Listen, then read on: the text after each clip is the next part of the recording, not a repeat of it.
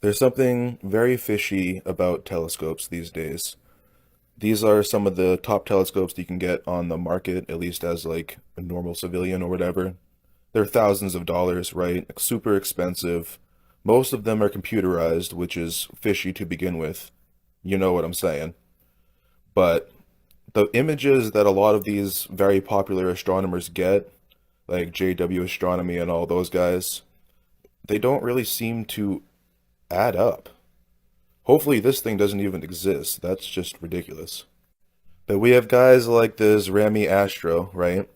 He's using his most powerful telescope to capture images like this of Jupiter, right? It looks incredible, no doubt. Looks absolutely incredible. This is the image enhanced right here. It looks insane. But then using the exact same telescope, the largest one he has, this is the picture he captures of the ISS. Why is it so shitty? That's his enhanced image. And then we have JW Astronomy. You know I love this guy. He's using his Skywatcher Quattro. And this is his images of Jupiter. Again, looks incredible, right? Looks awesome. And then this is his picture of the ISS. Did he take off some filters? Did he take off a lens? What happened? Why does it look so shitty? This guy is also using a Skywatcher. He's using a Dobsonian style Skywatcher. And this is his photo of the ISS. So, what is going on here? This is the Celestron 8SE, which is supposedly one of the best telescopes you can get on the market to see the planets. And if these are the images that you're getting from it, I understand why. These images are incredible, right? Absolutely incredible. And this is the raw image. These aren't enhanced. This is the actual raw image that you can get from it. And then this is what the ISS looks like. How? Why? Why does the ISS look like such a piece of shit through these telescopes compared to the planets?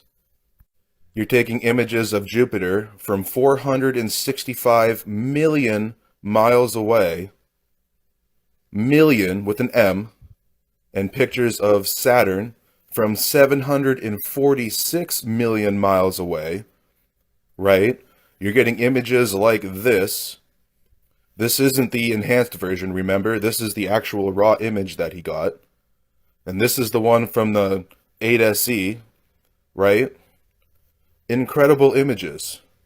And then the ISS, that's a merely 250 miles away from Earth. That's it, just 250 miles. And you're getting pictures like this. These telescopes supposedly can see millions of miles away. You should be able to see the ISS astronauts circle jerking each other from this distance. Like, what the hell? You know we didn't go to the moon in 69. Yeah, 69! Because if we did, the moon would look like this by now. Come on, you know us.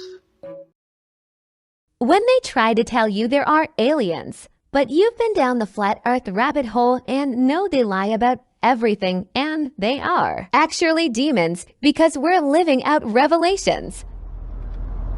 What? Oh. Okay. Aliens will be the excuse for the government to knock out the power supply, turn off the internet, and then implement what is known as FedNow and central bank digital currencies, and this will also help the national federal debt. This will be how the government also gets people like you and I to stop talking to each other. At the onset of the pandemic, no one really thought how much it would grow and what the ramifications economically would be. However, we saw that it had drastic impact not just then, but years down the road as we deal with inflation today. Whether aliens are real or not, they can be utilized to change the current economic and monetary system in place, which is quite clearly failing. If you're unfamiliar, FedNow is basically instant payments with the digital dollar. Every single thing you do will be tracked. And you know when you see names like Wells Fargo and JP Morgan Chase that this is coming. However, it has not been wide-scale adopted yet, still waiting on Citibank and Bank of America. And of course, people like you and I. But how do you implement something this large for the US monetary system and force adoption? have to crash the current system, forcing people and institutions the other direction, and it can be done through cyber attacks or through power attack. And the US has been preparing for such weird incidents. It's called Black Start. Now, this may have started sooner, but in October 2018, the Committee on Energy and Natural Resources met. You're welcome to look into these names if you'd like.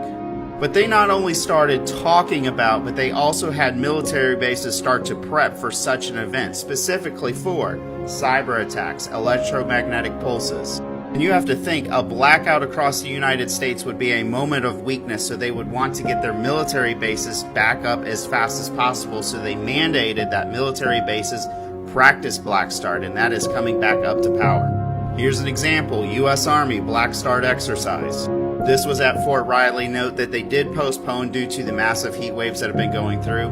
But this is not a new thing. Fort Carson doing Black Start exercises. And if you're new to this page, I'm calling for an 80% drop in the economy and the stock market a little later into 2024. Tell me, would aliens be able to drive at 80%? What a perfect excuse. There would be nearly no political ramifications. If anything, they could say, hey, we were preparing you. Let's talk about this. A lot of Globers will either ignore this conversation or pretend they don't understand what we're talking about. But I urge you all to think of the question that we all wondered as a child. If we keep digging under America, how long will it take us to get to China? Because that's really the basis of this whole meme. On a globe, somebody's down is somebody else is up. I mean, honestly, on a globe, your right is somebody else's up.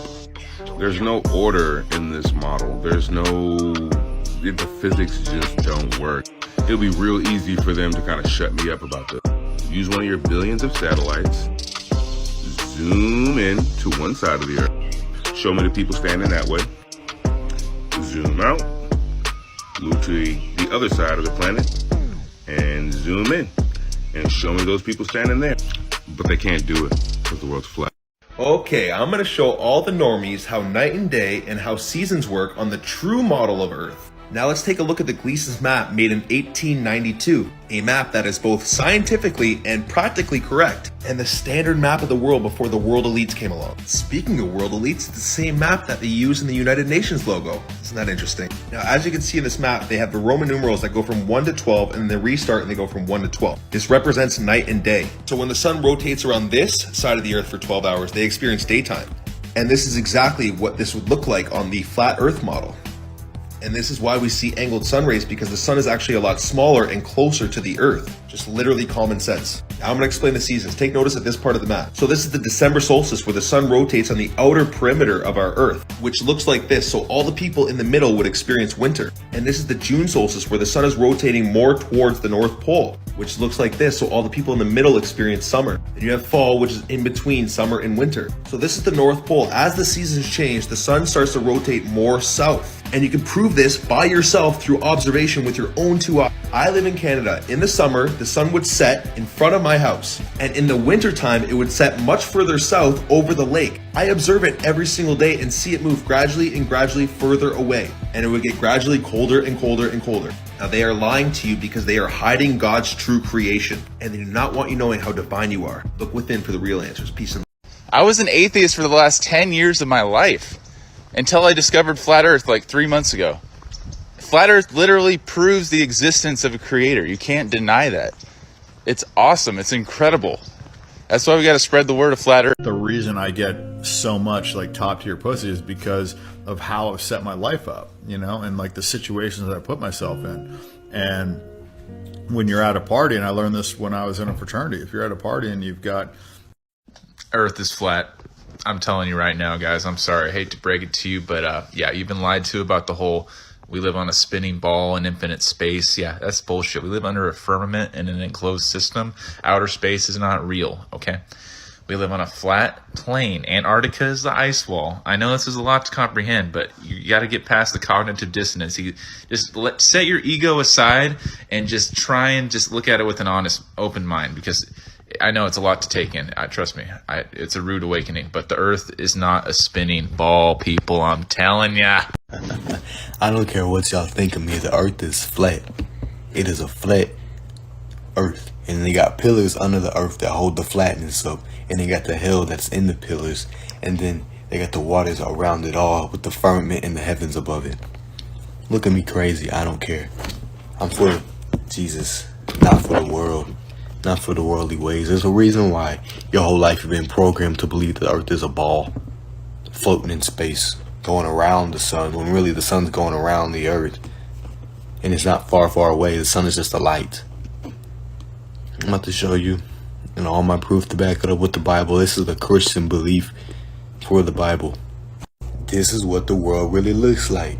They got the pillars that hold up the world, the foundation of the world. They got the oceans that go all the way around it, and the firmament, and all the firmament in the sky, and waters above the firmaments, and they got the heavens above that. The heavens above the firmament and the water all around it.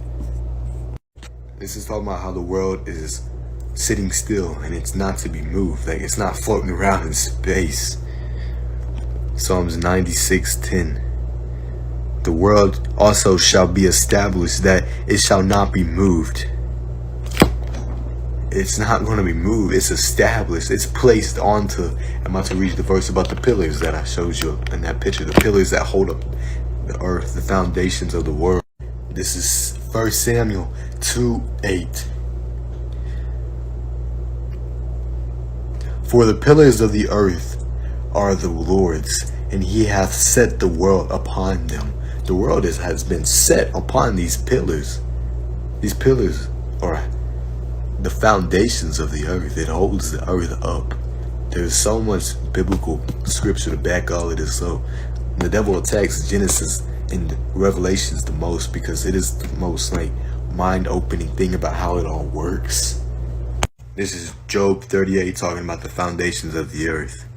Where hast thou when I laid the foundations of the earth? Declare if thou hast understanding. Who hath laid the measurements? Therefore, if thou knowest, or who has stretched the line upon it? Whereupon are the foundations therefore fastened? Or who laid the cornerstone? Therefore, the cornerstone, the stones that hold it all up. About to show you the water all around it and how it all sits on water. Psalms 24. For he hath founded it upon the seas and established it upon the floods.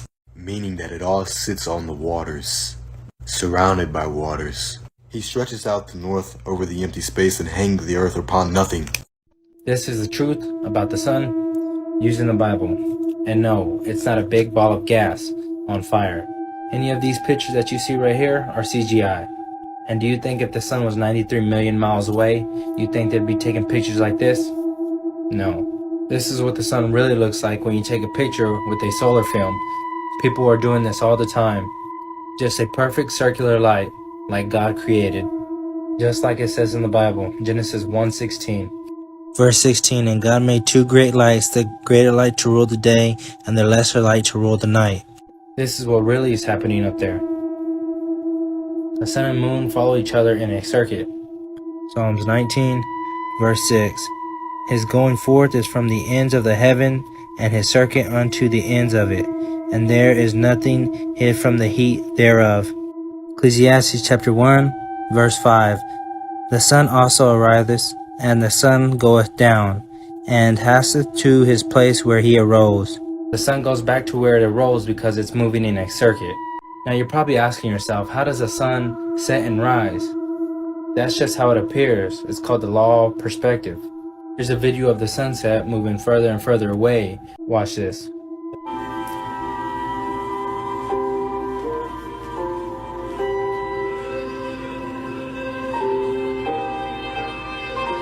This is an example of law of perspective. Notice how the light poles that are further down appear smaller and further away, but the ones next to the tree appear larger and taller. Anyone can observe this. Just look at an airplane coming at you from far away. The same thing. Compasses don't work on a ball Earth. The needle would always be pointing to space. Ball Earthers are so gullible. On the other hand, compasses can only work on a flat Earth. The needle always points to the North Pole.